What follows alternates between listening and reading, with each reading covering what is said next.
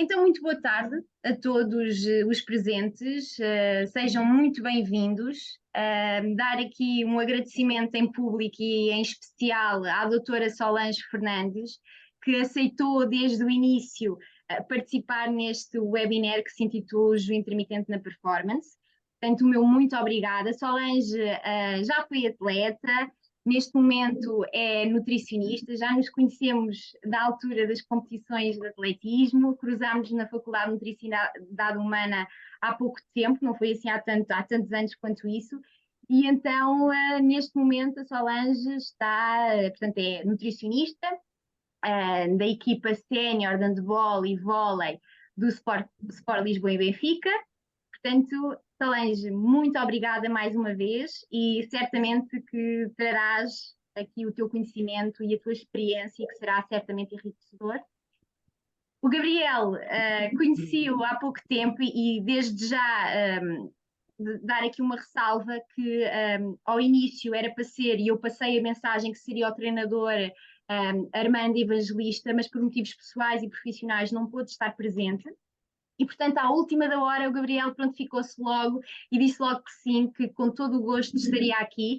Portanto, Gabriel, mais uma vez, muito obrigado. O Gabriel, neste momento, está a tirar doutoramento, foi treinador de futebol do Torriense e também já treinou na Arábia. Portanto, vai-nos trazer aqui um contributo bastante interessante no que diz respeito aqui a estes regimes de jejum intermitente, portanto, durante aquele mês do Ramadão, que certamente que foi um desafio para o Gabriel. Portanto, Gabriel, mais uma vez, muito obrigada. Desde já também apresentar-me, portanto, sou a Joana Correia, sou a professora convidada auxiliar na Escola Superior de Educação do Politécnico do Porto.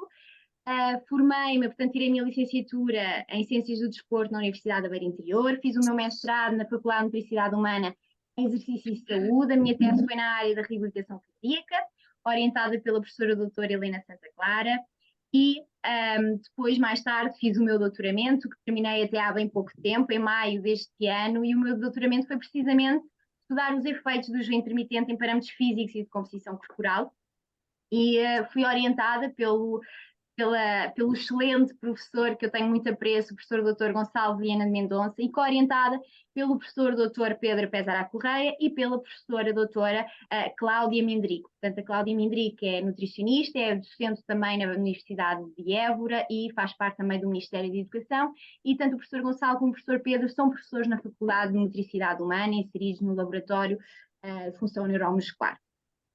Portanto, como é que isto será dividido? Numa primeira parte, e prometo que serei bastante breve, vou trazer só aqui alguma informação relativamente a tudo o que diz respeito sobre a tudo, salvo seja, aqui trazer um bocadinho do que é que a literatura nos demonstra relativamente ao jejum intermitente na performance. Obviamente que existem muitas variáveis que são importantes e, portanto, vou fazer só uma primeira apresentação, uma breve introdução daquilo que é, portanto, o jejum intermitente na performance e aquilo que eu investiguei durante o meu doutoramento. E depois, uma segunda parte, passamos para aquilo que acho que vai ser mais interessante, uma conversa, portanto, vou fazer aqui algumas questões à doutora Solange e ao Gabriel, e depois também, caso queiram, neste caso, portanto, o André, se quiser intervir e colocar questões, sinta-se mesmo à vontade, e portanto, mesmo o Gabriel e a Solange, se quiserem colocar questões um ao outro, portanto, é mesmo para ser uma conversa enriquecedora, eu acho que para todos. E, portanto, sem mais demoras, vou avançar e prometo ser rápida e para passarmos logo aqui para a discussão, salvo seja. Portanto, a evidência científica tem-nos vindo a demonstrar, e, portanto, que o número de pacientes com síndrome metabólica e obesidade tem vindo a aumentar, e tanto o exercício como a dieta parecem ser duas estratégias não farmacológicas interessantes para o tratamento de algumas destas patologias. A evidência também, um corpo de evidência científica crescente, tem-nos vindo a demonstrar que o exercício tem aqui um papel protetor contra todas as causas de mortalidade e um papel preventivo contra algumas doenças, como é o caso da aterosclerose, insuficiência cardíaca, alguns cancros, diabetes tipo 2. Tem aqui um fator positivo na sintomatologia e também aqui na aptidão física e na patogênese de doentes com dislipidémias. E, obviamente, aqui na composição corporal, nomeadamente na redução da massa gorda, e quando feito o exercício ao mesmo tempo que a dieta, aqui, se não for um aumento da massa de gordura, pelo menos que haja aqui uma manutenção da massa de gordura, e ainda reduz a probabilidade de reganho do peso que foi perdido até então. Aquilo que nós sabemos é que, efetivamente, se chegarmos ao final do dia com um balanço energético negativo, vamos conseguir, então, extrair, portanto, melhorar a nossa composição corporal. E conseguimos isto, obviamente, por meio da dieta e por meio do exercício físico. Está demonstrado cientificamente que conseguimos um aumento do gasto energético diário se conjugarmos então o exercício com a dieta. Portanto, aquilo que a literatura nos diz é que é mais eficaz do que programas constituídos apenas por exercício físico. Agora, a pergunta que se impõe é se efetivamente é necessário uma dieta rigorosa e restrita para obter bons resultados ao nível da composição corporal e, consequentemente, ao nível de marcadores da saúde.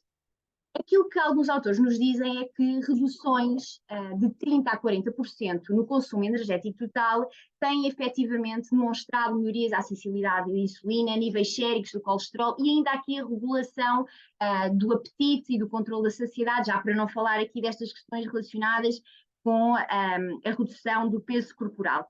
O problema é que estes programas de restrição calórica são muito difíceis de manter ao longo do tempo. E aquilo que se pretende é arranjar estratégias, neste caso planos nutricionais, que perdurem ao longo da vida.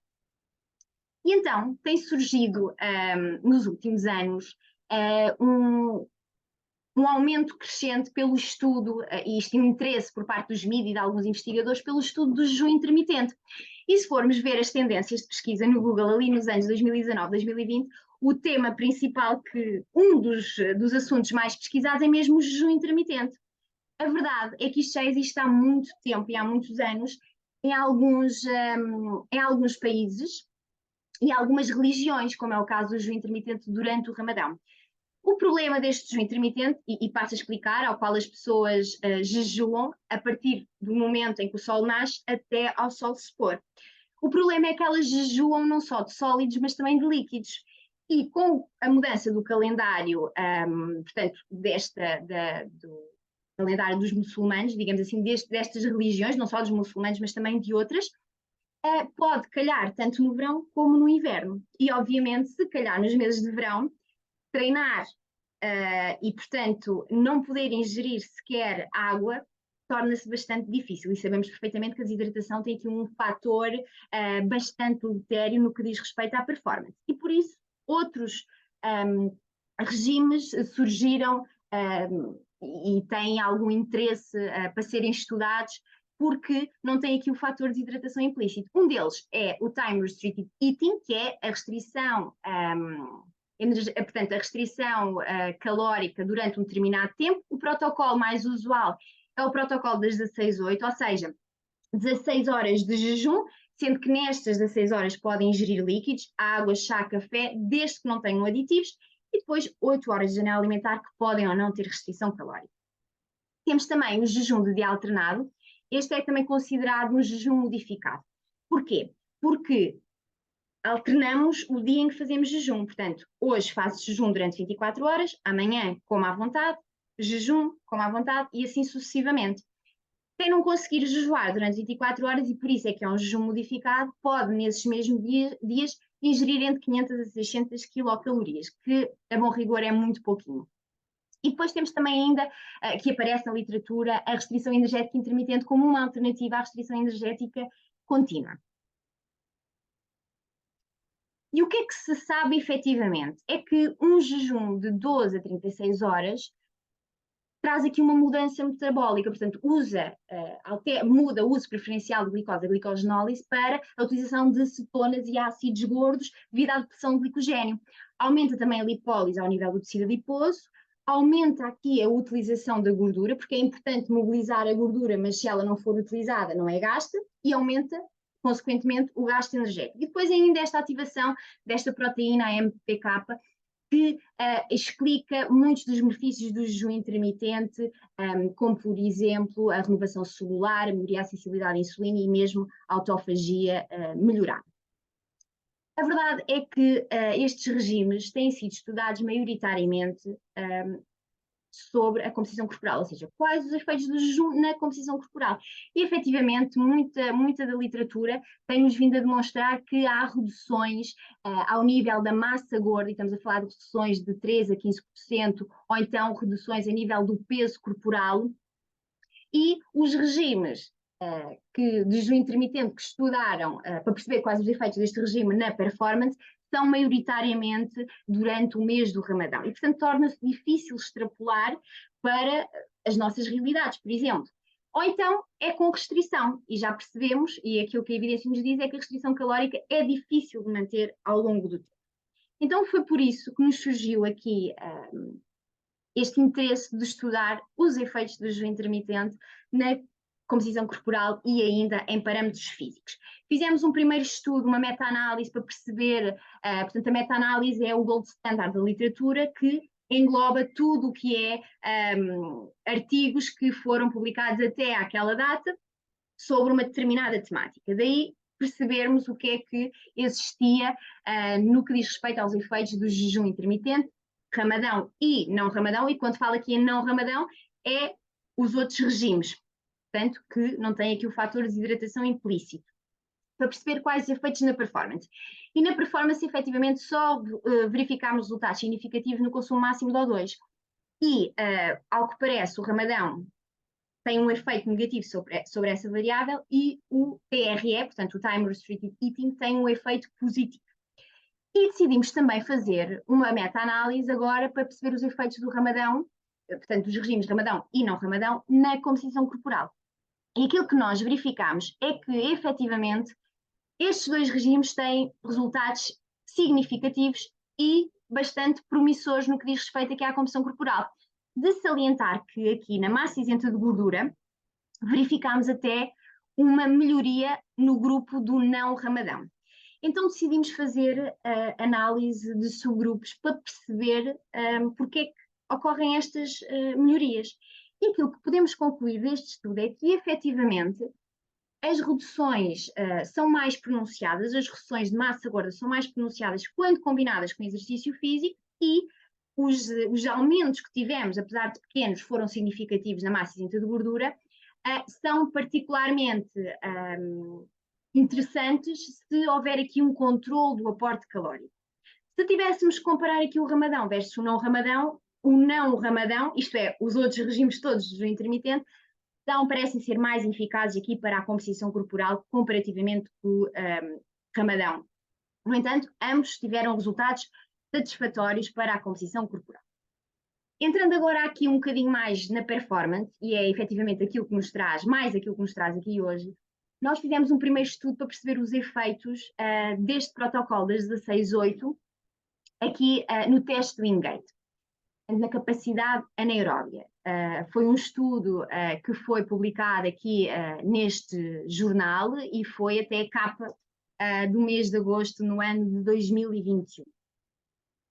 Mostro-vos só aqui, vou explicar assim de um modo muito geral em que é que consistiu a nossa metodologia. Portanto, estamos a falar de um universo de 12 participantes habituados a realizar exercícios que envolvessem ingesta potente, com idade compreendidas entre os 18 e os 30 anos, e de salientar que uns participantes começaram primeiro com o mês do jejum e outros começaram primeiro com o mês do não jejum. E depois trocavam. Havia 2 semanas de out-shout entre cada mês e depois faziam essa troca. Os participantes faziam parte do grupo experimental e eram um controle deles mesmos. Antes de cada mês recolhemos sempre 4 diárias alimentares para perceber aqui a ingestão de macro e micronutrientes. Estes dados foram analisados no Food Processor.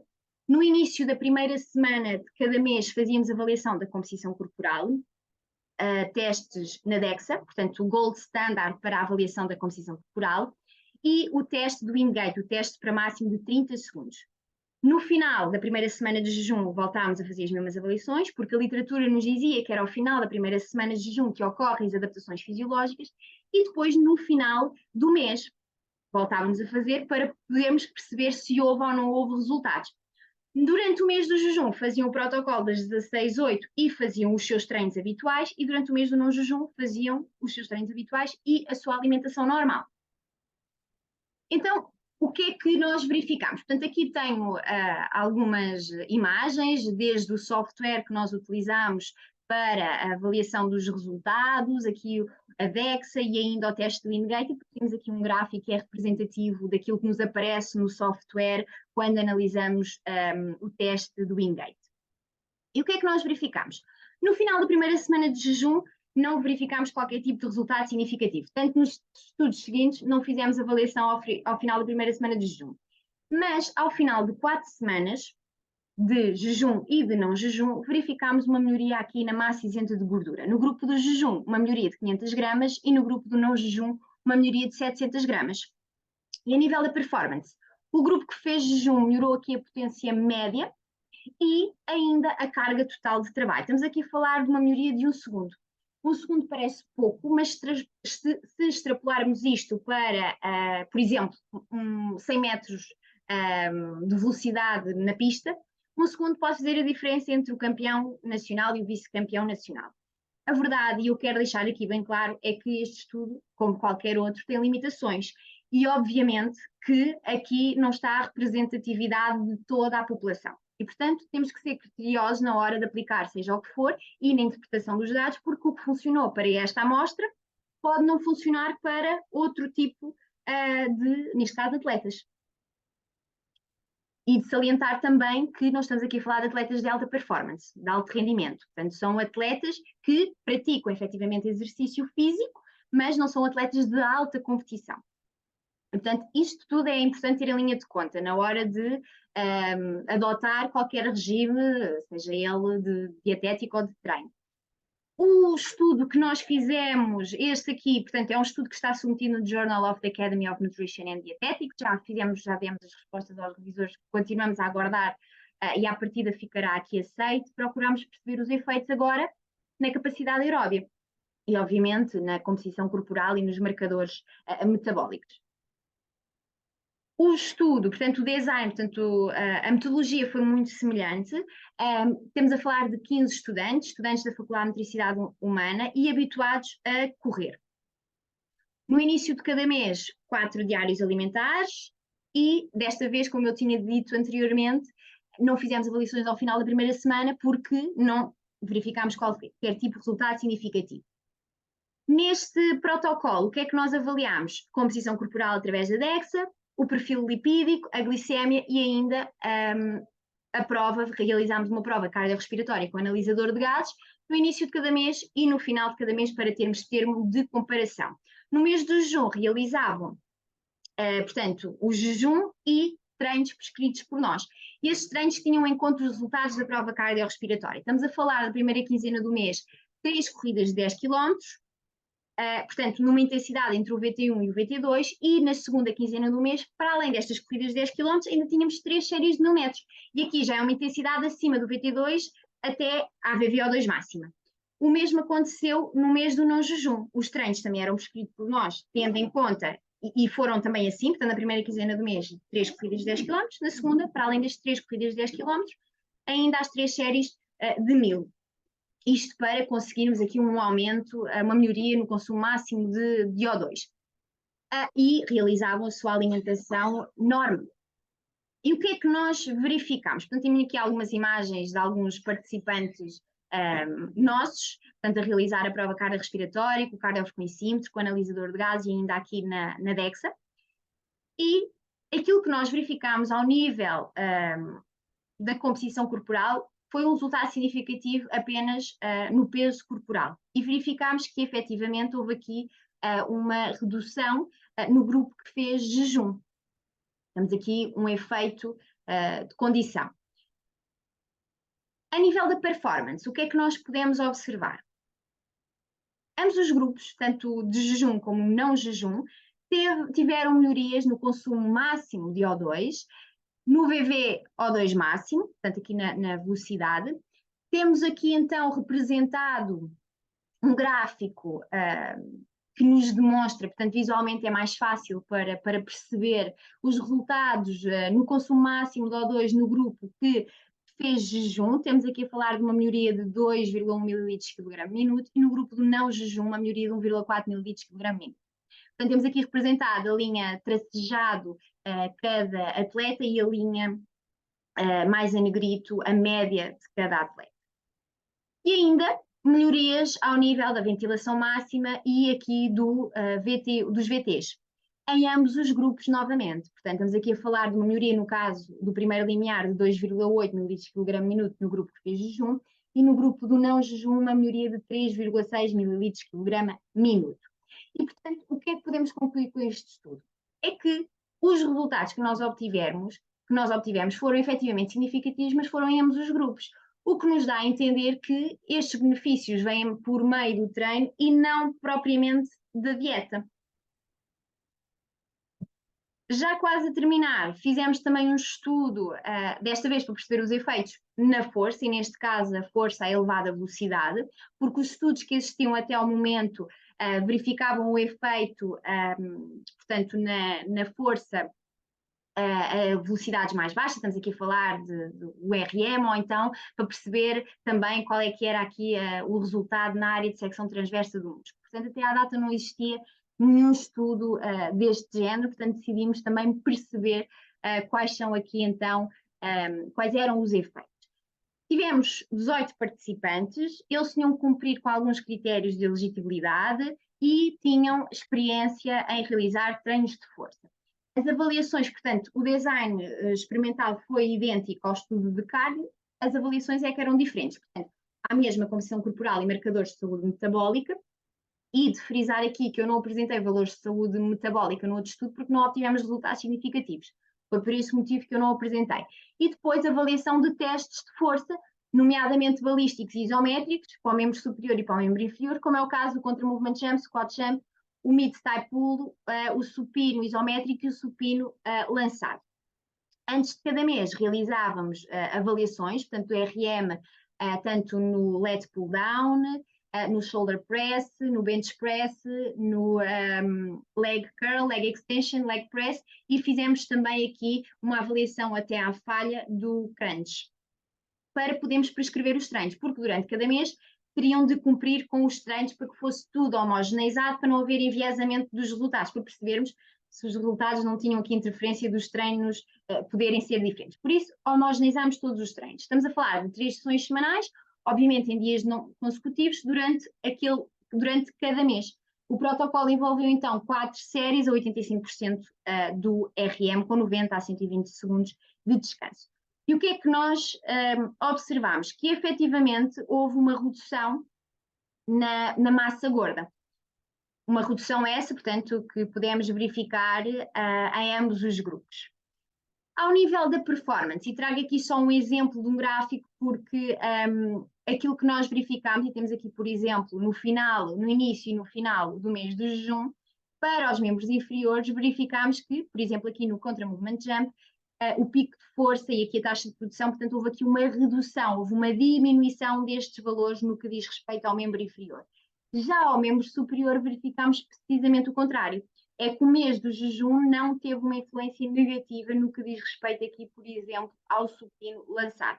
As principais conclusões que nós retiramos neste estudo é que, efetivamente, e quando eu digo aqui que 4 semanas do TRE não são suficientes para provocar mudanças adicionais na massa gorda, é no sentido de que tanto o TRE como o não TRE provocaram estas reduções na massa gorda. Ao nível da massa isenta de gordura, não verificámos resultados significativos. Portanto, não vai tanto ao encontro daquilo que tínhamos verificado na literatura, que nos informa, que nos reporta que se não houver melhorias, normalmente há manutenção, mas também há outros estudos que demonstraram que não houve resultados significativos nesta variável. Ao nível da performance, é que efetivamente o TRE combinado com o treino de força tem um efeito benéfico para tarefas que envolvam a parte superior do nosso corpo, portanto os membros superiores, aqui em tarefas dinâmicas em alta velocidade, O mesmo não aconteceu para os membros inferiores, porque exerceu aqui um impacto negativo. Portanto, uma das possíveis justificações para isto pode ser mesmo o facto de passarmos também a maior parte do nosso tempo em pé e, portanto, não obtermos estes resultados significativos para os membros inferiores.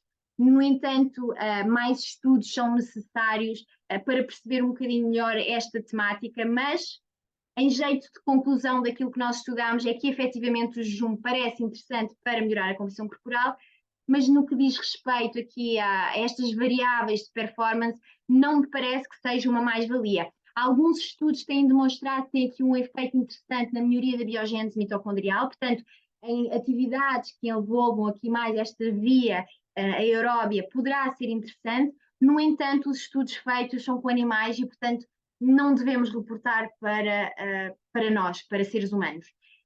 Mais uma vez, obrigada e vamos passar aqui para a parte mais interessante, que é então a discussão que nos traz aqui hoje. Solange e Gabriel, tenho aqui algumas questões para vos colocar e começo aqui primeiro pela Solange. Solange, acho que antes de avançarmos para o jejum propriamente dito, eu acho que é importante perceber aqui qual a importância da nutrição aplicada ao treino. E aqui ainda não quero entrar nas questões da suplementação. Joana, olha, antes de mais, muito obrigada pela tua apresentação.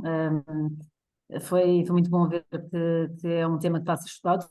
Efetivamente, precisamos de mais estudos para tirar uma conclusão, podermos aproveitar ou não este tipo de intervenção nutricional, mas vai tudo de encontrar aquilo que eu também tinha lido em relação ao jejum intermitente, e é bom saber que pelo menos ainda continua atualizada sobre esse assunto, mais ou menos, pelo menos, sem dúvida que fizeste uma excelente pesquisa.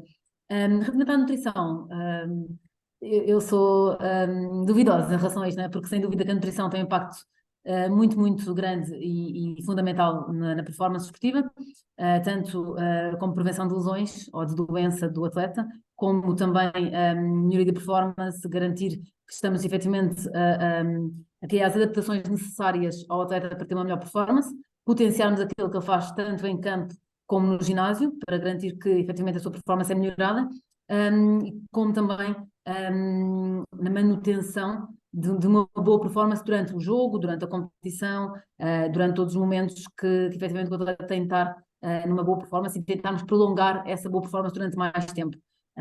E é muito isso a nossa intervenção diária, é garantirmos que o atleta consegue ter a melhor performance possível durante mais tempo, a garantir assim que consegue manter os níveis de salto e os níveis de velocidade durante os jogos. E também, obviamente, temos um impacto, a nutrição tem um impacto muito positivo ou negativo, depende se a nutrição for bem feita ou mal feita, mas na composição corporal. E então também muitas vezes é mais isso que os atletas se preocupam, e muitas vezes eles procuram a nutrição no sentido de otimizar a composição corporal mais do que propriamente verem o benefício na performance. Muitos deles ainda não veem esse benefício da nutrição, mas tem também um impacto muito positivo na composição corporal e o trabalho multidisciplinar para mim é fundamental. Eu sinto que o meu trabalho só consegue ser bem feito se eu tiver uma equipa por trás de mim que também está a fazer o trabalho deles. E efetivamente é fundamental conseguirmos ter, porque só trabalhar na nutrição, se não conseguirem fazer um bom treino no ginásio, ou se depois no campo, temos aqui um treinador, portanto, espero que ele não me mate, mas se depois no campo o treinador não fizer o trabalho dele, ou não fizer as coisas relativamente bem feitas, o que puder ser isso, não é? Mas o nosso trabalho também não vai ficar bem feito, portanto, acho que é fundamental aqui o trabalho multidisciplinar.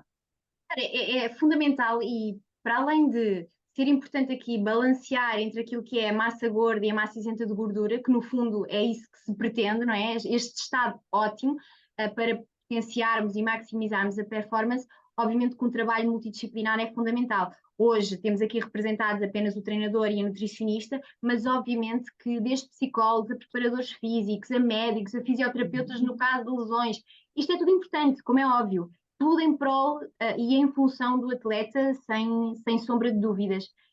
Obrigada, Solange. Gabriel, aqui uma questão, e não se sente intimidado por estar aqui uma nutricionista, porque eu ia perguntar se efetivamente considera importante o papel do nutricionista e se que feedback é que também tem por parte dos seus pares em relação a isto.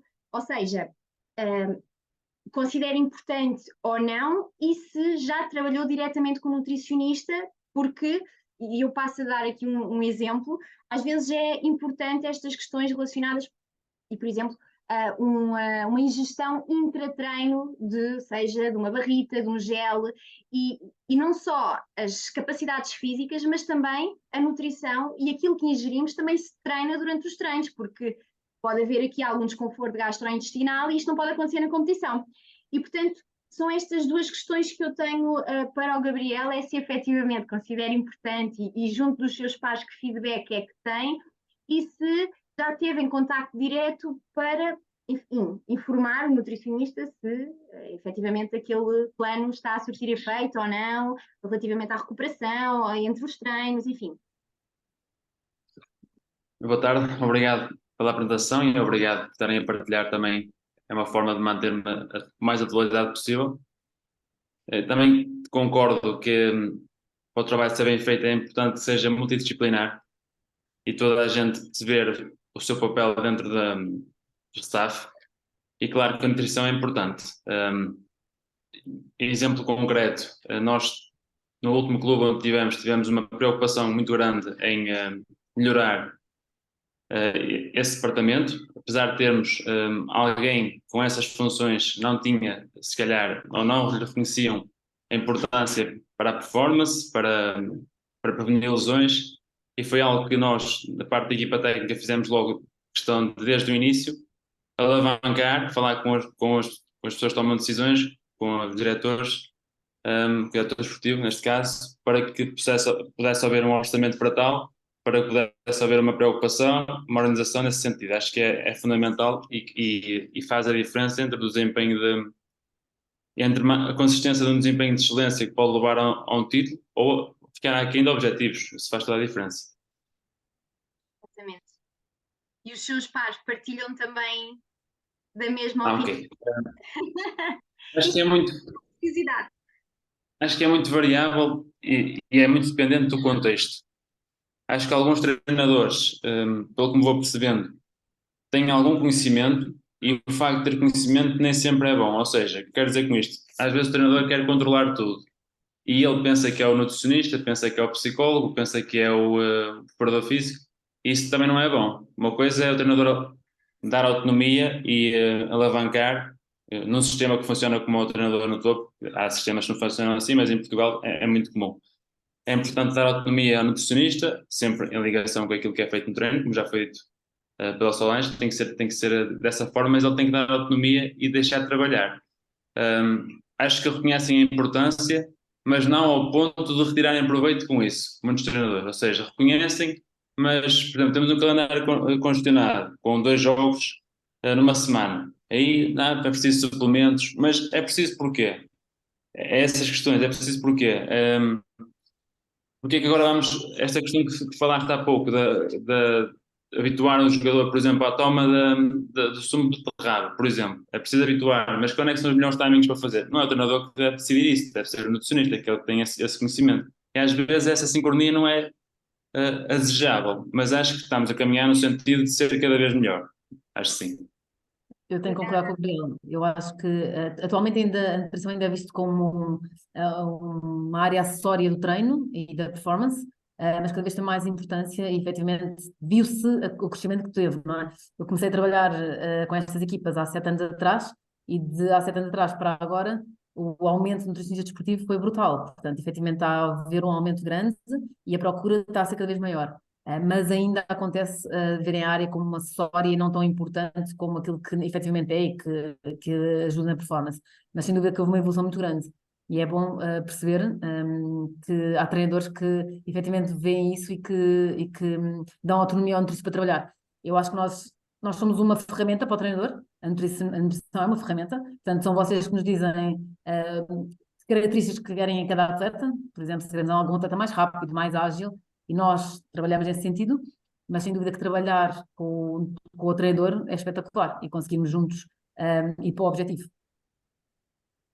e Sim, acaba sim. também outra motivação, não é? Não preciso, Joana, desculpa. Acaba por ser outra motivação, eu acho Não, que sem dúvida. todas as partes.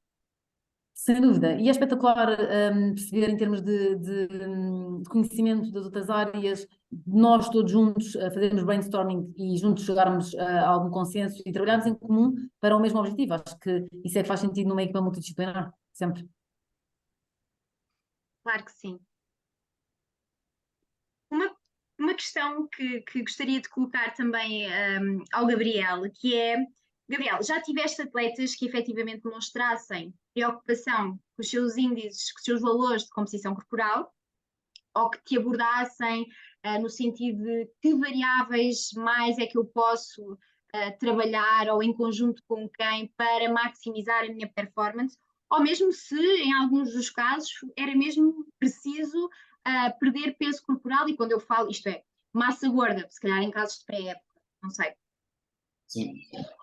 Sim, normalmente eles têm essa preocupação. Acho que nem sempre pelos melhores motivos. Muitas vezes é por uma questão mais estética e nem sempre essa questão estética está associada à performance. Às vezes até é contraditório.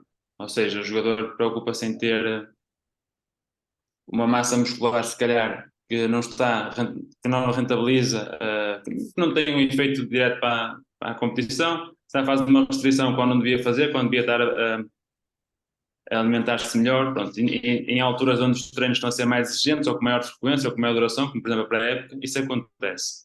Também acho que o jogador está cada vez melhor informado, e nesse sentido eles também já não aceitam qualquer coisa, eles procuram ter melhor informação. E as equipas também têm cada vez mais pessoas capacitadas e dotadas dessas competências a quem eles podem recorrer. Claro que nunca é fácil, num plantel de 25, que numa pré-época até acaba por ser mais inicialmente, individualizar os planos para toda a gente, mas de qualquer forma é sempre melhor do que não ter. Claro que há contextos onde se pode individualizar, há outros contextos em que não se pode. Mas não havendo essa possibilidade, pelo menos há uma preocupação do jogador em informar-se. O treinador também tem que estar atento a isso e deixá-lo fazer e estar também em sintonia, ou ele ou alguém da sua equipa técnica que faça a ligação com o nutricionista, por exemplo, preparador físico ou fisiologista, ou head of performance, dependendo dos contextos, que faça essa ligação também para, por exemplo, nós costumamos ter multas pela massa muscular e pelas pregas. Isso também tem que ser algo que não pode ser só o treinador, a equipa técnica a decidir, tem que ser sobretudo o nutricionista, porque ele vai perceber qual é, se é significativa essa variação, se não é, porque nós, por exemplo, será que faz sentido pesar semana a semana? Será que esse valor difere muito ou não? Será que faz sentido uniformizar as pesagens e as pregas? Esse tipo de coisas tem que ser, não pode ser o treinador, a equipa técnica tem que ser sempre o nutricionista a ter essa preocupação. Acho que queres Sim, contribuir? é muito importante o Gabriel estar a dizer que há muitos atletas que procuram muitas vezes a nutrição por razões que não são propriamente performance. E é muito interessante porque nós estamos em uma altura da época, mais ou menos abril, início de maio, e temos um boom nas consultas de nutrição, e não falo consultas de nutrição em clínicas, falo mesmo no clube, ou seja, no clube onde eu trabalho, a partir de abril, maio, tenho muito mais atletas a virem ter comigo e a querem falar comigo sobre melhorar os planos alimentares, alterar o plano alimentar com outro objetivo, e muitas vezes é por isto, é pela composição corporal, mas não para a performance, mas para a praia, que vem a seguir, não é? Às férias, e é muito interessante que isso acontece efetivamente. E é bom saber que também há muitos clubes que fazem as multas de acordo com pregas e com o peso. Sem dúvida é uma coisa. Felizmente nas minhas equipas eu não tenho não temos de ter essa necessidade, porque até ao momento, nos últimos anos, têm estado muito controlados e eles não fogem muito dali. Muito também pelo que o Gabriel estava a dizer, os treinadores estão em consonância connosco e, portanto, nós exigimos nutricionistas, mas os treinadores também exigem e, portanto, acaba por estar, como estamos todos em sintonia, como é o objetivo, os atletas não têm muito para onde fugir. A dificuldade às vezes temos é quando os treinadores ou quando os preparadores físicos ou outra pessoa do staff não está bem em sintonia com o nosso processo. E depois, isso também que o Gabriel estava a dizer, que é individualizar muito os objetivos.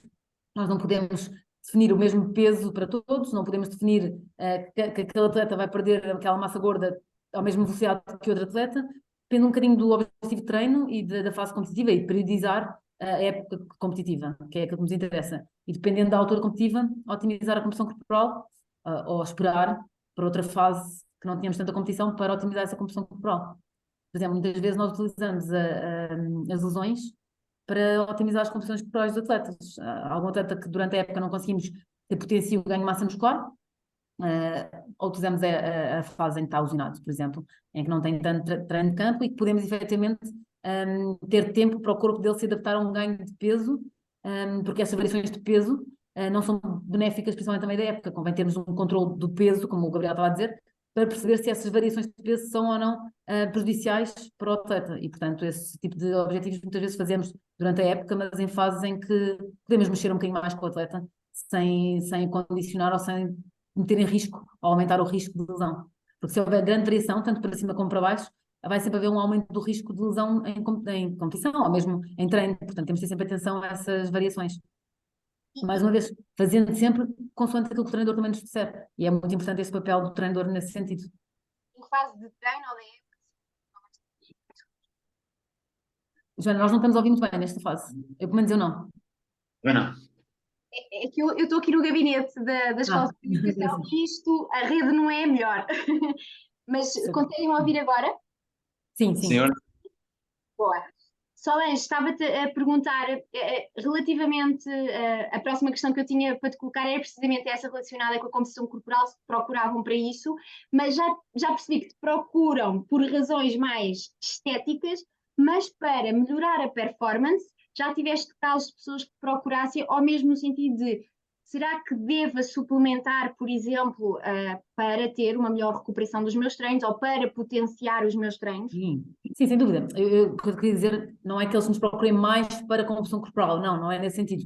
Há uma fase da época em que eles procuram-nos muito por causa disso, por causa das férias que vêm a seguir. Mas, efetivamente, durante a época inteira, a maior parte das vezes é que nos procuram por performance. E sentem que precisam da nossa ajuda para a performance. Por exemplo, agora no início da época, eu trabalho principalmente com voleibol e handball, portanto, a época deles ainda não começou, mas na pré-época nós falamos com eles à distância e à distância já conseguimos controlar um bocadinho e tentar adaptar já a maneira como é que eles chegam na pré-época. Mas na pré-época, principalmente, o nosso objetivo é a optimização da composição corporal, não é? Porque eles vêm um bocadinho mais gordinhos do que aquilo que devem vir, com menos massa muscular, sem dúvida, porque não treinaram tanto como vão treinar agora, e esse é o nosso objetivo. Mas não é só esse. O nosso objetivo também é garantir que eles recuperam de treino para treino, porque a pré-época é uma fase de grande carga de treinos, e, portanto, o risco de lesão está muito aumentado, porque eles vêm de uma fase parada ou quase parada, não é? Durante alguns meses, dependendo da modalidade, mas é uma fase em que temos de otimizar, porque vem com um bocadinho mais peso normalmente, mas também temos de garantir que eles continuam a recuperar e que recuperam treino para treino, garantindo que têm menos lesões também, tá bem? Portanto, tem um bocadinho a ver com as duas coisas, e muitas vezes nesta pré-época nós trabalhamos nos dois sentidos. O que é que acontece? Acontece que muitas vezes temos de fazer esta perda de massa gorda mais progressiva para garantir que eles continuam a ter as boas adaptações do treino e uma boa recuperação. Porque se nós restringirmos muito em termos calóricos, o que vai acontecer é que eles vão perder massa gorda sem dúvida, mas não vão ter as adaptações que nós queremos que eles tenham nesta fase tão importante da época. É uma fase muito importante para estabelecer tudo o que será o resto da época, não é? Portanto, temos de garantir que, fazendo uma restrição calórica, não é uma restrição calórica tão grande ao ponto de prejudicar tanto as adaptações como a recuperação deles, levando a isto a poder ter mais lesões desportivas. Obrigada. Gabriel, vamos entrar aqui na parte mais, eu diria, interessante, que é efetivamente o que nos traz aqui hoje, que é o jejum intermitente na performance. E, Gabriel, já trabalhaste na Arábia e com certeza que tinhas atletas a treinar na altura do Ramadão. E tenho 3 questões para ti. A primeira é como é que adaptaste o treino?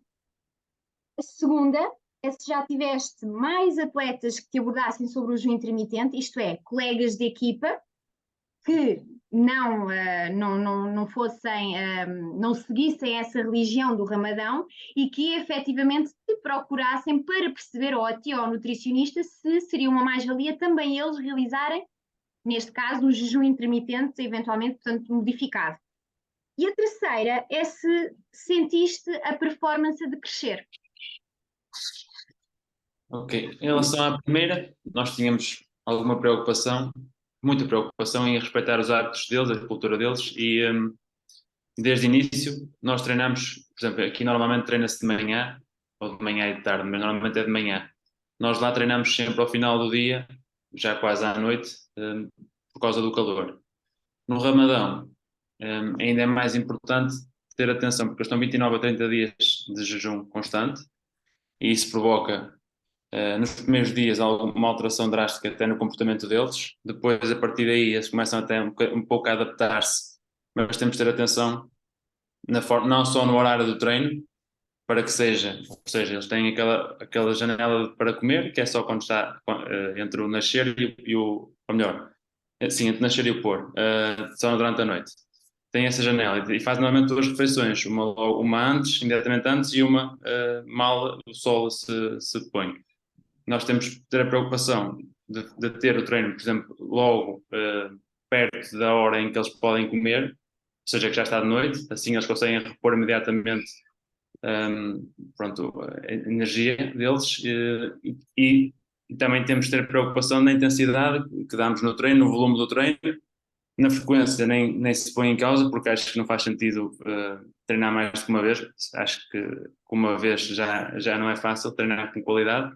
E mesmo próprios exercícios têm que ser muito mais técnico-táticos, não podem ser exercícios de maior, tanta intensidade como gostaríamos, às vezes porque eles não têm reservas de glicogênio para poder treinar bem, e depois estão mais suscetíveis a lesões, até a alterações do humor.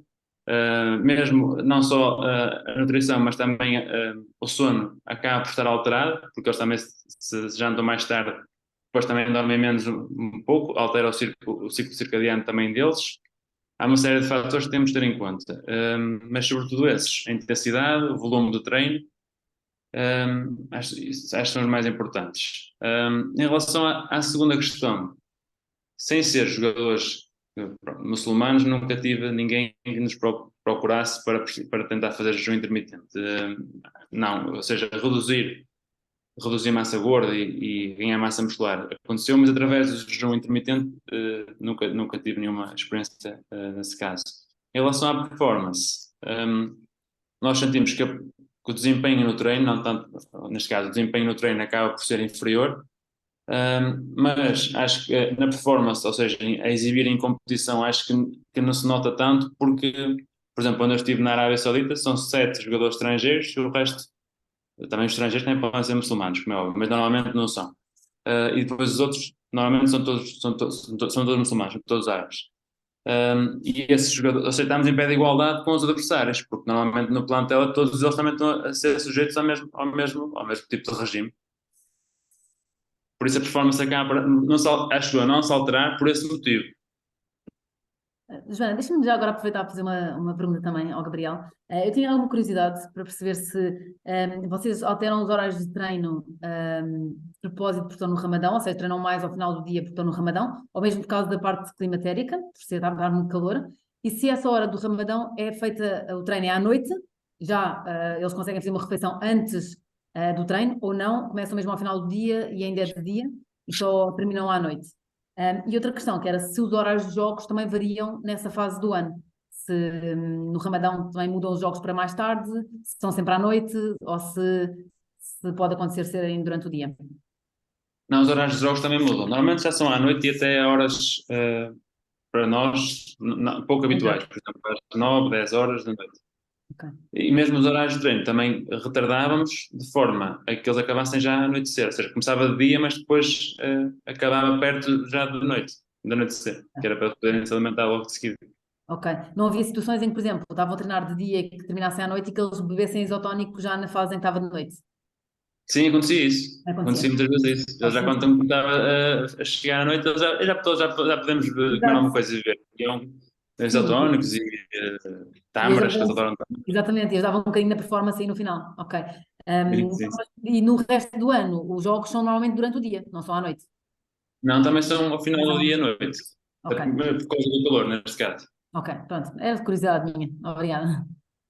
Não, eu, Não. eu acho que é mesmo isto que se pretende, é esta interação, porque torna esta conversa mais enriquecedora e é interessante ouvir falar de como as coisas variam tanto em relação àquilo que nós estamos aqui habituados. Solange, claramente que já foste abordada sobre esta temática, mas antes de falarmos da tua experiência e com que objetivos específicos é que os atletas te procuravam para saber se poderiam fazer ou se fazia sentido fazer jejum intermitente, como quebrar o jejum? quais os melhores alimentos e, obviamente que isto também varia caso eu vá treinar logo a seguir ou caso vá para o meu trabalho e fique sentada, por exemplo, à frente do computador. Sim, sem dúvida. E não é só isso, também depende do tipo de treino que vamos ter a seguir. Ou seja, se for um treino de campo, por exemplo, nós temos que potenciar sempre mais a ingestão de hidratos de carbono do que propriamente de proteína. E se for um treino de ginásio, podemos diminuir um bocadinho os hidratos de carbono e aumentar a proteína. O que é importante? Pensando em atletas, está bem, Joana, depois também posso falar um bocadinho de pessoas normais, mas garantindo que o atleta come cerca de 1 hora, mais ou menos, pelo menos antes do início do treino da manhã, garantir que é uma refeição pobre em gordura. Portanto, eu não sou adepta de manteigas de amendoim, de abacate, na hora antes do jogo ou do treino, ok? Nem de muita quantidade de frutos oleaginosos, como as amêndoas, o caju, amendoim, todo esse tipo de produtos que tenham muita quantidade de gordura. Não sou adepta na hora anterior, pode causar problemas gastrointestinais, além de que demora muito mais tempo a ser digerido e, portanto, pode nos prejudicar também durante a disponibilidade de energia durante o exercício. Temos que potenciar hidratos de carbono, principalmente. Eu gosto de fazer uma mistura entre alguns simples e alguns complexos. Eu não gosto de dar a um atleta só hidratos de carbono simples, principalmente se for 1 hora antes. Se for meia hora antes, não há problema. Pelo contrário, é aquilo que se preconiza é meia hora antes ser praticamente hidratos de carbono simples. 1 hora antes, 1 hora e um quarto antes, quando é normalmente o pequeno almoço deles, eu gosto de dar também, por exemplo, algum tipo de hidrato de carbono mais complexo, como por exemplo o pão ou a aveia. Mas também tento potenciar também hidratos de carbono simples, como por exemplo o sumo de fruta ou a fruta, dependendo do objetivo do atleta. Gosto sempre, por exemplo, as tâmaras também, o Gabriel estava a falar, há muitos atletas que gostam, tanto para consumir durante, para consumir antes do exercício. Garantir sempre que bebem algum tipo de líquidos, não consumir apenas sólidos, porque a hidratação também é fundamental, e passarmos horas sem consumir hidratação, portanto é importante repormos. Eu sou puxa da fruta também por causa da frutose. O glicogênio hepático é restaurado principalmente através da frutose e, portanto, faz-me todo o sentido que nós, na primeira refeição do dia, seja ingerido fruta ou algum tipo de frutose, não precisa ser propriamente fruta, pode ser em sumo, como pode ser em compota, há várias hipóteses de o fazermos. Eu utilizo muito, ainda há bocado, antes da sessão, eu estava a comer, porque também tenho que comer, não é? Uma frutinha, pronto, também é uma coisa que eles consomem muito também antes dos treinos, antes dos jogos ou durante os jogos, por exemplo. Não dar uma quantidade de proteína muito grande, porque convém ser uma proteína moderada. Normalmente o que nós fazemos é que seja a quantidade normal que eles fazem no dia a dia, não aumentar, porque é antes do treino, só se for treino de força, aí podem aumentar um bocadinho, ligeiramente. Eu faço isto muito individualizado, depende muito, eu tento potenciar 0,3 gramas por quilo de peso, por exemplo, para o atleta, ou às vezes poder subir um bocadinho mais, se for antes do treino de campo, se for antes do treino se for antes do treino de ginásio, se for antes de um treino de campo, já vou para as 2,2 ou 2,25 gramas por quilo de peso. Portanto, tentar individualizar é o ideal, porque só assim é que eu consigo dar as gramas exatas que o atleta precisa. Nós temos preconizado os 20 gramas, mas para alguns atletas é tudo bem, mas para outros é completamente diferente. Eu trabalho com modalidades que têm diferenças em termos de composição corporal gigantes em proposições. Por exemplo, principalmente o handball, eu tenho os pivôs que têm 120 quilos, e depois tenho os pontas que têm 80 quilos, portanto, eu não posso estar a dar 20 gramas a um ponta e 20 gramas a um pivô, portanto, convém efetivamente distribuir melhor de acordo com a posição e o objetivo de composição corporal do atleta. No futebol, estas diferenças não são tão grandes, consegue-se preconizar um bocadinho mais as quantidades, mas efetivamente no campo, o trabalho de cada um é diferente, portanto, o dispêndio, uns correm mais que outros, uns acabam por ter um dispêndio energético superior do que outras posições, portanto, também é importante adaptarmos a isso. Acho que era isto. Não, era a pergunta. Para pessoas normais, obviamente, ajustar a quantidade que se dá. Em termos de qualidade, muito idêntica, mas em pessoas normais, normalmente eu não gosto muito de sumos de fruta, por exemplo. Obviamente, se for uma pessoa que precisa ganhar massa muscular ou peso corporal, porque às vezes não é só massa muscular, mas peso na totalidade, pode ser uma hipótese, ok? Mas numa pessoa normal, normalmente não é uma coisa que eu recomendo sumo de fruta. Recomendo mais a fruta em si, por causa da fibra, do propriamente sumo de fruta. Outra coisa que eu também sou muito apologista é os iogurtes, pelos probióticos, muito, muito interessantes para o nosso intestino. E muitas vezes nós esquecemos de consumir iogurtes ou não consumimos porque também houve aí uma fase em que a lactose fazia mal, então as pessoas estavam a consumir tantos iogurtes, pronto, e não, super importante, pelos probióticos. A nossa saúde intestinal está diretamente relacionada tanto com a saúde mental como com a performance desportiva, portanto é importante também potenciarmos aqui esse tipo de produtos. E pronto, a partir daí é grande essa diferença, principalmente, é ajustar as quantidades. Muito obrigada, Solange. E efetivamente tens atletas que já te abordaram sobre o jejum intermitente por procurar, esta resposta era óbvia, não é? Procurar efetivamente se é bom, se não é, se faz sentido, se não faz. Sem dúvida. Sem dúvida. Eu queria também, antes de responder à tua pergunta mesmo respondida, Joana, eu gostava de também dar-vos o exemplo. O Gabriel estava a dizer que lá tem o Ramadão, não é? Nós cá também temos alguns atletas que fazem o Ramadão. Só que nós cá temos outra dificuldade, que é os treinos não são propriamente ajustados à hora do Ramadão. Ou seja, enquanto lá vocês, como estão num país, que o país faz o Ramadão, portanto vocês acabam, é fácil adaptar-se aos horários e as cargas de treino e é muito fácil, porque os treinadores já sabem que isso tem de acontecer e já é incutido. Cá nós temos alguns atletas que fazem o Ramadão, mas como normalmente são os únicos da equipa, temos um ou dois, não conseguimos ajustar os horários de treino de acordo com o Ramadão deles. Portanto, às vezes eles vêm para o treino em jejum, às vezes fazem bidiários, ou seja, temos treino de manhã de ginásio e à tarde tem treino de campo. O que nós tentamos é sensibilizar o treinador, que vai depender muito do treinador, tentamos sensibilizar o treinador para conseguir adequar e fazer apenas um treino por dia. O máximo que pode acontecer é colocar os dois tipos de treinos na mesma sessão de treino e fazer as duas coisas. Mas sempre alertando que temos de ter muita atenção que o atleta pode estar desidratado, que o atleta pode estar com baixas reservas de glicemia muscular e com pouco sono também. Pronto, e muitas vezes tentamos trabalhar isto com os treinadores e com os fisiologistas, mas que efetivamente aqui temos a grande dificuldade de eles terem de fazer o Ramadão, mas nós não podemos mudar os horas de treinos. Porque a outra questão que nós temos aqui nos pavilhões é que temos horários já estipulados para cada modalidade, para cada se é feminino ou masculino, e portanto normalmente é difícil ajustar os horários do pavilhão inteiro, de todas as modalidades, porque temos um atleta ou dois atletas que podem estar no Ramadão. E às vezes parece que um atleta não faz grande diferença, mas por exemplo, neste caso foi no futsal, e no futsal jogam 5 atletas, portanto faz diferença. Se for um atleta que realmente tem um peso muito grande na equipa e se ele não tiver adaptado e não conseguir fazer estes treinos como deve ser, vai ter uma influência muito grande depois também nos jogos, ok? O que nos tem acontecido muitas vezes é alguns atletas que já estão habituados a este contexto europeu, em que não fazem o Ramadão, o que eles fazem é, durante os treinos não comem, mas nos jogos comem, mesmo sendo de dia, ou seja, adaptam um bocadinho o Ramadão deles e comem nos dias de jogos, mas não comem nos dias de treino. Pronto, e acabam assim por garantir que no dia do jogo eles conseguem ter uma boa performance, ou pelo menos minimizar os problemas que pode dar o Ramadão.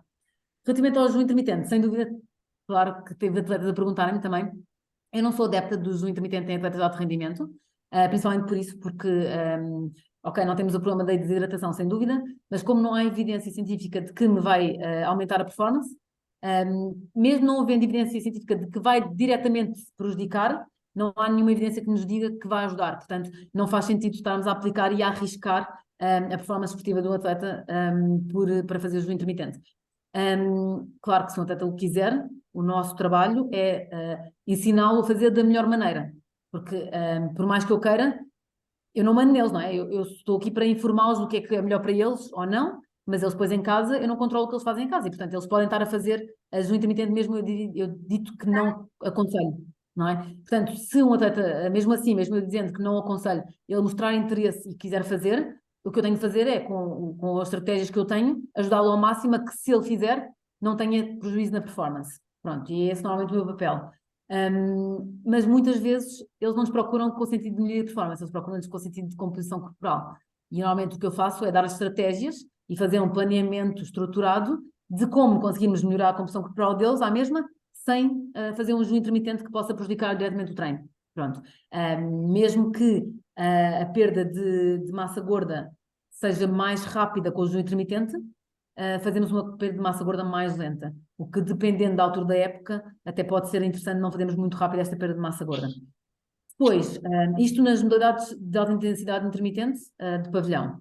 Se temos de fato de esportes de endurance, já vai depender um bocadinho mais, e aí na minha perspectiva até faz sentido, em algumas fases da época podemos fazer aqui um jejum mais prolongado, fazermos um treino em jejum, e depois a seguir voltar a comer e preparar o treino da tarde, por exemplo. E aí sim já me faz algum sentido e parece, efetivamente, como a Joana também disse, ter alguns benefícios na performance, e mesmo que não sejam ainda muito grandes, é algum benefício em que muitas vezes esse benefício pode fazer a diferença entre o primeiro e o segundo lugar ou alguns milésimos de segundos, pronto. Portanto, em desportos de endurance é diferente, nós conseguimos manipular um bocadinho melhor os horários de treino também, e conseguimos manipular toda essa gestão, e o tipo de treino que eles vão fazer após o jejum, mas também sou mais adepta de fazer dias, não dias seguidos de jejum, porque se, por exemplo, eles vão fazer séries de manhã, eu já não aconselho que estejam em jejum, mas se forem fazer 50 minutos controlados, só correr, a um ritmo controlado, aí já não vejo por que não o fazerem. Portanto, depende um bocadinho daqui da modalidade também. Desde que não vejam a performance comprometida, enfim. Exatamente. Mas relativamente ainda a esta questão, e se for modalidades, por exemplo, que se compete por categorias de peso? Faz sentido, porque às vezes vemos as pessoas a treinar todas vestidas e aquilo que acontece é que vão desidratar, não é? Mais propriamente, sim. não é? Será que faz sentido? É isso que é um bocadinho esse sentido também. Ou seja, pode-me fazer sentido em momentos em que, por exemplo, eles querem perder peso, efetivamente, mas nos dias que fazem treino de endurance. Ou seja, que vão correr, fazer cardio para conseguir perder aqueles quilos de massa gorda a mais, por exemplo, ou perder alguma água também, que isso vai acontecer sempre, eles vão querer sempre perder alguma água. O que nós temos que fazer aqui é garantir, e vão perder glicogênio muscular também, o que nós queremos aqui é garantir que, apesar de haver alguma diminuição, não haja uma diminuição tão grande para as reservas e que aumente o risco de lesão muito. Agora, faz-me sentido se o treino que eles forem fazer for de cardio. Se for treino de força, de ginásio, já não me faz sentido. Principalmente se o tipo de treino é o que varia. Na minha perspectiva, daquilo que eu estudei, daquilo que eu tenho na prática, podem fazer em treino de cardio e eles podem fazer. Em treino de ginásio não me faz tanto sentido que o façam. Era um bocadinho aquilo que falava no início, que os estudos efetivamente, no que diz respeito a utilizar a via energética aeróbia, talvez pudesse fazer sentido, mas lá está. Não temos estudos que suportem Sim. isso com seres humanos e é Também me arriscado. faz sentido, isso também só me faz sentido se o atleta se sentir bem. Porque se o atleta sentir que não está bem ou que está a exigir demasiado dele e que ele fica muito fatigado por causa desse tipo de treino, não faz sentido nenhum. Era aquilo que eu dizia no início, é importante que se mantenha algo que perdure no tempo e que resulte, não é? Agora, se é algo que seja difícil de manter, teremos que encontrar sempre outra estratégia. Gabriel, já alguma vez tinha pensado neste assunto, se uma vez que trabalhou diretamente com pessoas que faziam o Ramadão, se faz sentido ou não realizar o jejum ou nunca tinha pensado nesta temática? Já tinha pensado, por exemplo, nós, quando trabalhamos na Arábia, normalmente o jejum é cerca de 14, 15 horas, mas pode variar, dependendo da latitude e da localização do país, né? Por exemplo, se for na Islândia, são mais horas, são cerca de 19 ou 20 horas. Se for na Austrália, já são acho que 11 ou 11 horas, logo assim do género. Isso também muda. Nós acontecemos, não sei se pode ser considerado, também não sou a pessoa mais indicada para falar, mas é uma curiosidade que eu tenho. Das experiências que fui tendo. Sinto que, por vezes, quando nós no clube temos um horário restrito para tomar o pequeno almoço, há uma. Apesar de eles não estarem em jejum, como é óbvio, eles tomam o pequeno almoço e depois estão muito tempo até terem a outra refeição. Imaginem, por exemplo, tomam o pequeno almoço é às 8, mas eles querem ir cedo para apanhar as melhores coisas no pequeno almoço e então estão lá às 8 menos um quarto. Quer dizer que estão das 7h45 até, às vezes, dependendo se o treino se prolonga e se há outras coisas até após o treino, por exemplo, falar para uma flash ou algo assim do género, às vezes estão quase até a 1 hora, meia-dia e meia, é muito tempo. E eu penso assim, se eu estou cheio de fome, como é que eles não vão estar? Mas depende do metabolismo de cada um, depende de várias coisas, mas como é que eles não vão estar? Eu sei que eles podem ir eles têm a proteína para repor logo, têm algumas coisas individualizadas, mas nós não sabemos se eles o tomam ou não. Podem repor, por exemplo, têm frutas, têm essas coisas todas, mas não sei se o fazem ou não. E às vezes fico a pensar nessas questões, o impacto que isso pode ter até na recuperação para o treino no dia seguinte e nas lesões. Porque às vezes estamos preocupados com coisinhas coisinhas que têm a sua importância. A crioterapia, se faz 4, se faz 6, se faz 2 vezes, e depois não temos esta parte da nutrição que é importante. Ou seja, tinha pensado nesse sentido, ou seja, não no jejum intermitente em si, não tem nada a ver, mas de estar muito tempo sem comer, nesse sentido. E não sei qual é o vosso conselho nessa, ou seja, o conselho seria toda a gente tomar o pequeno almoço mais próximo da hora do treino, não é? Mas às vezes, por algumas questões, imaginem, temos que treinar a 30 minutos do estádio. Às vezes acontece fazendo o treino de força logo de seguida, o treino de ginásio, 20, 30 minutos, e depois temos que fazer meia hora. Depois temos o vídeo. E depois temos o treino, mais 1h30 ou 2, que às vezes os treinadores gostam de ficar a fazer coisas e a brincar com os jogadores e a fazer bolas paradas, o que quer que seja. E às vezes dá 1 hora e estamos ali. Acontece isso. Sim, E é muito costumo dizer interessante. mesmo, por exemplo, que saltar o pequeno almoço não deixa de ser uma forma de jejum, só que em vez de fazer aquele jejum programado das 16 horas, faz 12 horas, 13 horas. Sim, É muito interessante porque também é uma luta muito grande que eu tenho aqui às vezes é garantir que eles comem imediatamente após o exercício ou após os jogos. E às vezes é uma luta mesmo entre staff, não é? Porque alguns acham que a crioterapia tem de ser feita no imediato, a evidência científica mostra que a nutrição tem de ser feita no imediato, ou seja, há aqui um conjunto que às vezes temos discussões por causa disso, também é muito interessante.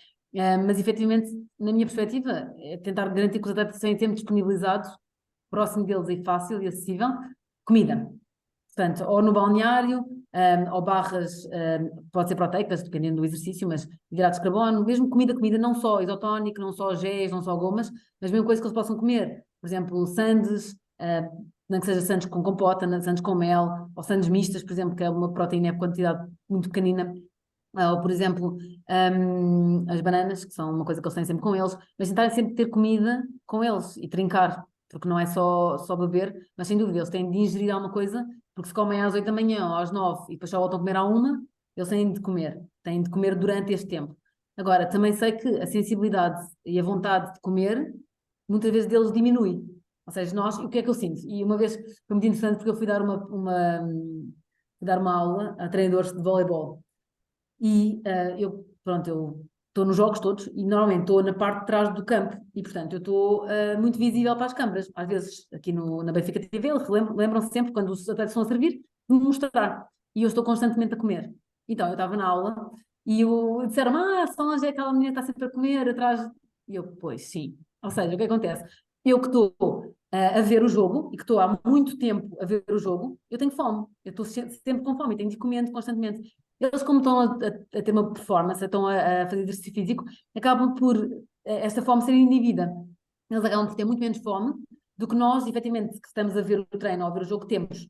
Portanto, eles acabam por ter menos necessidade de comer, efetivamente, trincar alguma coisa do que nós que estamos a ver. Mas, sem dúvida, para eles garantirem uma boa performance, eles devem ingerir hidratos de carbono. E isso pode ser principalmente por isotónicos, gel, gomas, e não tem problema nenhum.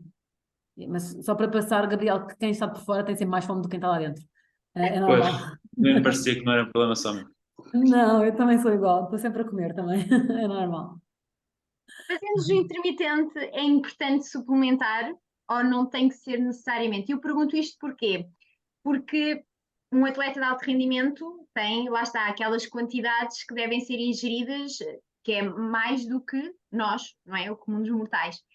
E fazendo o jejum intermitente, e em casos, por exemplo, de atletas mesmo que sejam muçulmanos, durante aquelas horas em que efetivamente podem comer, não conseguem comer em forma de comida, não é? Tudo aquilo que o corpo precisa. Portanto, faz sentido, não faz? Em algumas situações, sim, sem dúvida. Principalmente no Ramadão, faz todo o sentido ou suplementar, ou pelo menos tentar garantir que fazem o aporte de alimentos mais líquidos do que propriamente sólidos. Claro que eles têm que consumir sempre alimentos sólidos, porque os sólidos têm fibra, acabam por ter outros benefícios que os líquidos não têm, mas é mais fácil e conseguem ingerir mais calorias através dos líquidos do que propriamente dos sólidos. Os líquidos nunca saciam tanto como os sólidos.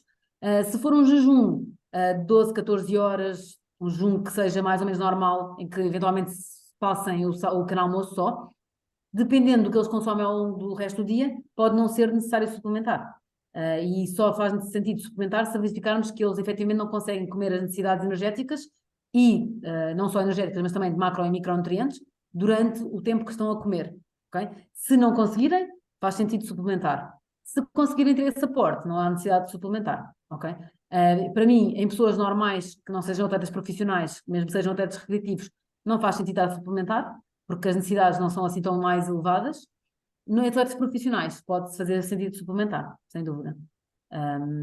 Mas eu sou muito apologista de primeiro tentar pelos alimentos e só depois pela suplementação. A suplementação serve principalmente para complementar uma alimentação variada e equilibrada e não para substituir. Que bom, muito bom. Solange e Gabriel, não sei se querem deixar aqui uma mensagem final, assim de remate, uma nota de rodapé que vocês achem que seja importante deixar aqui. Na minha perspectiva, aquilo que nós falámos um bocadinho no início, que é a equipa multidisciplinar, cada pessoa tem o seu papel na equipa e estamos todos para o mesmo objetivo e é importante utilizarmos essas ferramentas em prol do atleta, em prol da equipa que estamos a trabalhar, tentarmos nunca fazer o trabalho do outro, tentarmos sempre aproveitarmos o que é que cada pessoa pode acrescentar e utilizarmos esse benefício.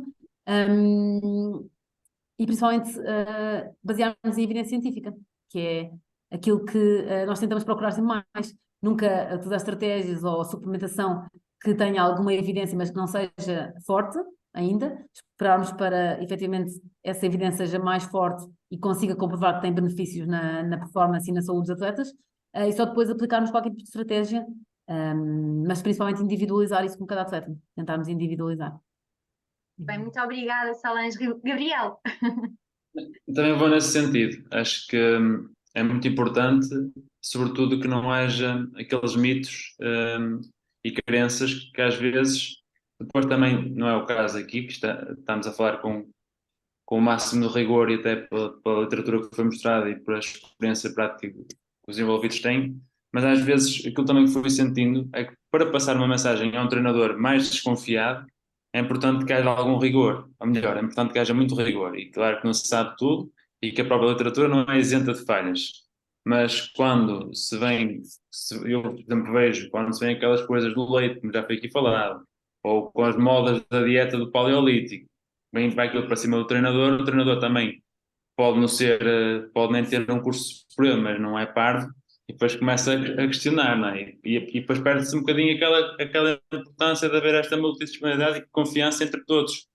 Porque para mim a grande dificuldade num clube, no departamento de performance e equipa técnica, é que infelizmente não têm objetivos, ou deveriam ter, depende do treinador, mas não têm objetivos similares. O departamento de performance normalmente está há algum tempo no clube. Tem que zelar pela saúde do jogador, do atleta, pelo ativo, também é um ativo do clube, para que ele seja sempre cada vez melhor. O treinador, se fosse no mundo ideal, teria um projeto de 3, 4 anos para desenvolver a equipa. Como não tem, se perder 3 jogos vai embora, convém que o que faz tem que fazer também para ele, não é? Senão depois ele é que sai. E é um bocadinho isso, o treinador só vai seguir alguém, normalmente, só vai dar esta autonomia a alavancar, se sentir que do outro lado há uma robustez grande, senão vai andar sempre pé atrás. E depois querem eles fazer e fazem mal. E é assim um ciclo vicioso. Depois as pessoas também não gostam, se metem no trabalho delas e bem. E é esse o problema. Ou seja, acho que é esta questão de haver pessoas muito bem formadas, educadas, informadas e com essa abertura e capacidade de transmitir coisas que nem são muito fáceis, mas numa linguagem simples, que foi o que se proporcionou aqui para os treinadores. Já, deixa-me só acrescentar aqui um bocadinho o que o Gabriel estava a dizer. Sem dúvida, porque quando um treinador confia no nosso trabalho, nós podemos fazer tudo o que quisermos. O que eu sinto é isso, é que se o treinador confia, nós fazemos o que quisermos. E o que quisermos no sentido de ajudar a equipa, obviamente, não quisermos como se fôssemos fazer tudo o que pudéssemos, mas efetivamente, se o treinador confia, ele dá-nos total liberdade para fazermos aquilo que nós sentimos que é o melhor para a equipa. E fazemos tudo o que quisermos. E quando não confia, temos esse problema é que não trabalhamos com o mesmo sentido e que temos essa dificuldade de conseguir ajudar a equipa e ajudar os atletas porque não há confiança entre as diferentes áreas e isso é quando, na minha perspectiva, mata uma equipa, não é? Havendo confiança, a pessoa se trabalhar para o mesmo objetivo e sabendo que cada um faz o melhor que pode e se não souber, que é normal, vai procurar e vai tentar saber mais. Muito bem. Fico contente, muito contente por ouvir e perceber que ainda há pessoas que pensam também assim desta maneira e certamente serão muitas pessoas e é muito bom. E queria deixar aqui o meu sincero agradecimento, porque acho que foi uma conversa interessante, foi muito bom, gostei muito de vos ouvir. E mais uma vez, muito, muito obrigada aos dois. Obrigada, Solange, obrigada, Gabriel, e espero que nos cruzemos, entretanto, por aí. Obrigada pelo convite, Joana, Obrigado. e estou ansiosa para ver mais evoluções do teu trabalho, se continuares a trabalhar nesse sentido. Muito obrigada, obrigada pelas palavras e obrigada mais uma vez. Um beijinho muito Obrigada.